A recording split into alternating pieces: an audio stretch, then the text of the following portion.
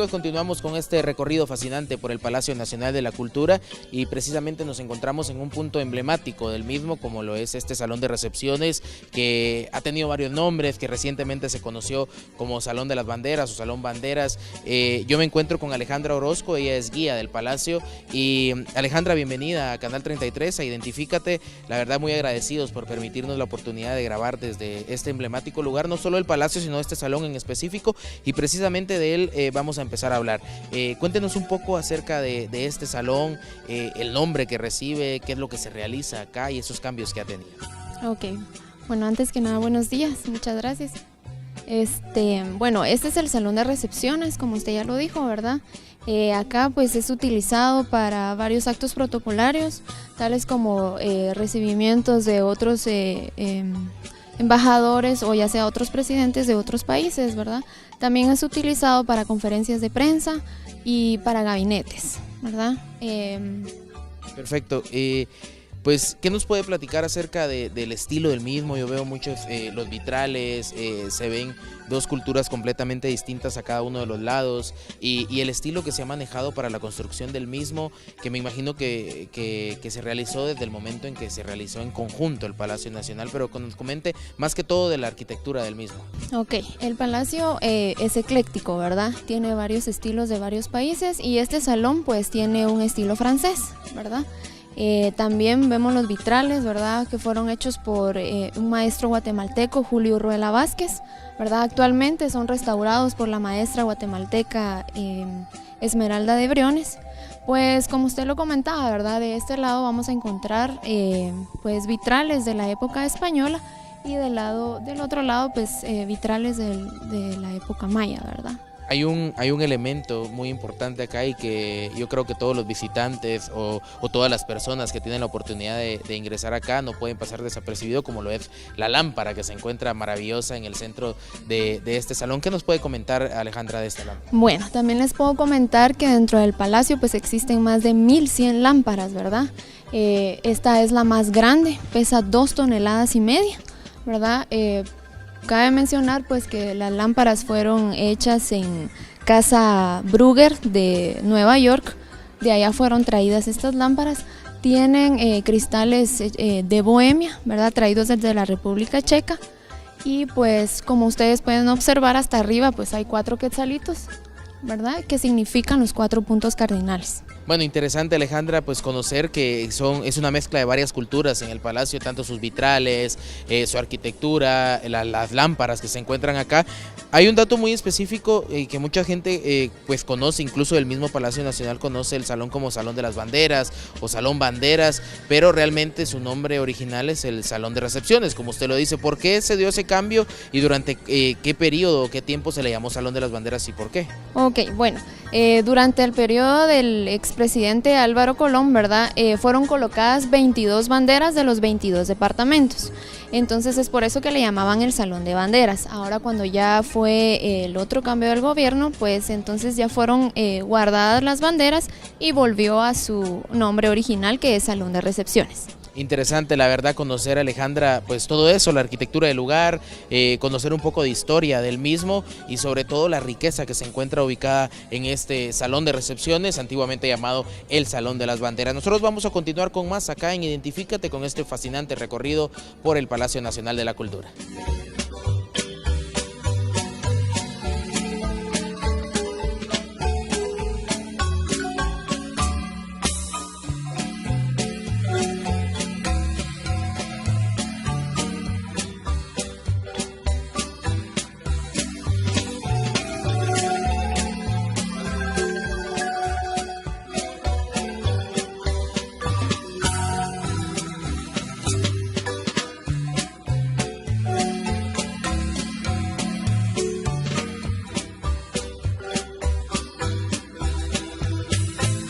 Continuamos con Identifícate, le agradecemos a Luis definitivamente esa cobertura especial en este salón donde hemos iniciado este programa, en el que antiguamente era el Salón de la Bandera, el Salón Banderas, y ahora pues es momento de darle paso nuevamente al licenciado Miguel Álvarez, que en esta oportunidad nos va a platicar del porqué de los próceres y la importancia que tuvieron para nuestra independencia.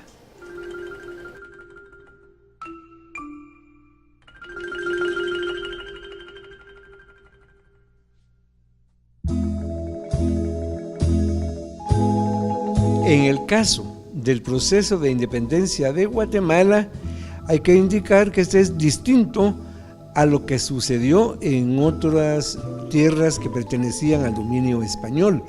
Por ejemplo, en el antiguo virreinato de la Nueva España, o en el Perú, o en Venezuela, o la Nueva Granada, pues se llegó a enfrentamientos armados, hubo mucho corrimiento de sangre, y es ahí donde vamos a ver a los grandes libertadores que hay en América, mientras que en el caso de Guatemala se le ha llamado próceres de la independencia a un conjunto de personajes que de una u otra manera eran proclives a un proceso de independencia.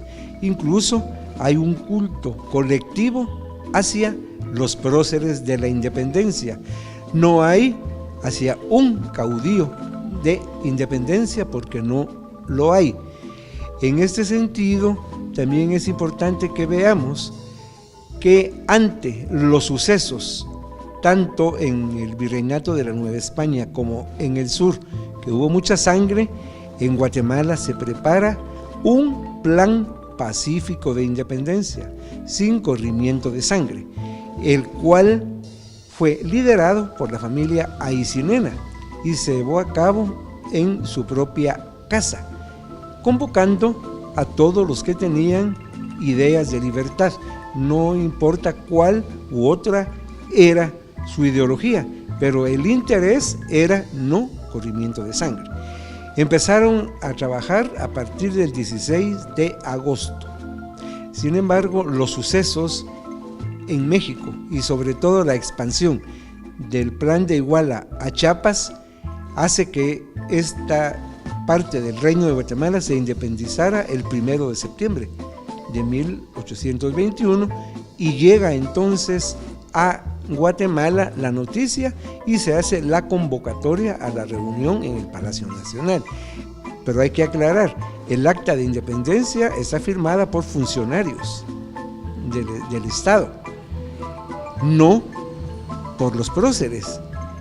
Muchos podrán pensar que el acta está firmada por Pedro Molina, por Francisco Barrundia, pero no es así.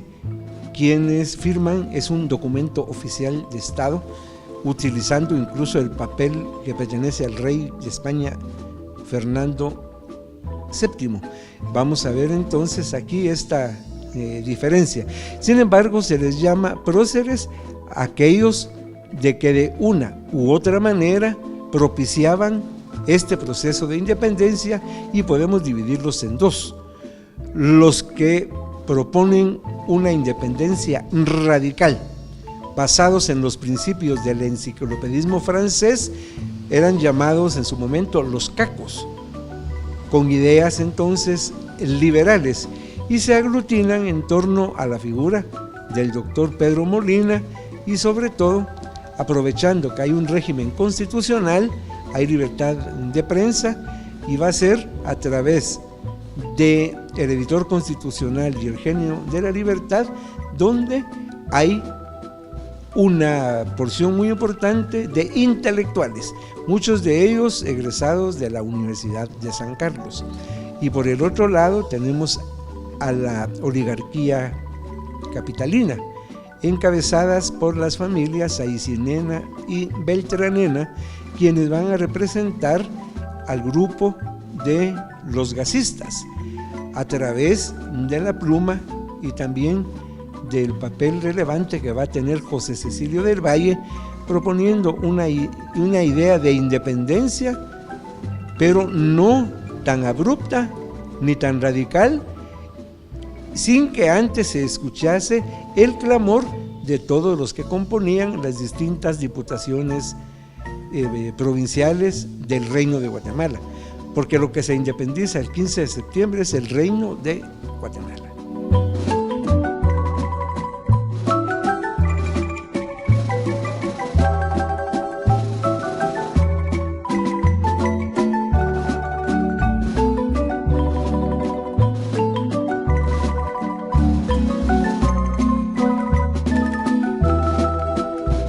Continuamos con Identifícate y seguimos disfrutando de este amplio recorrido por el Palacio Nacional de la Cultura, y ahora continúo pues con Jacqueline Díaz, quien muy amablemente pues nos está pues guiando en todos estos temas artísticos específicamente, y ahora nos encontramos en otra parte donde está un mural bellísimo que pues podemos apreciar la conquista, incluso a Don Quijote en una parte.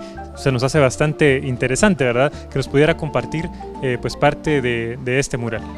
Bien, este mural sigue siendo del artista Alfredo Gálvez Suárez, representa la conquista de Guatemala en sí, pero también se llama el choque de las culturas, porque el artista lo que hace es enmarcar la diferencia entre los españoles y los mayas, y es por eso que en el mural se observa la batalla del año 1524, identificando de la mitad del mural hacia un extremo la cultura española, ellos completamente armados para la guerra, y hacia el otro extremo la cultura maya, ¿verdad?, ellos indefensos ante la guerra. También en el mural se encuentran los libros importantes de las culturas, que son Don Quijote de la Mancha, representando al libro español, y el Popol Vuh, representando el libro sagrado de los mayas. Es sumamente importante porque justamente sí es ese choque, como bien lo dice usted, de estas culturas de los conquistadores.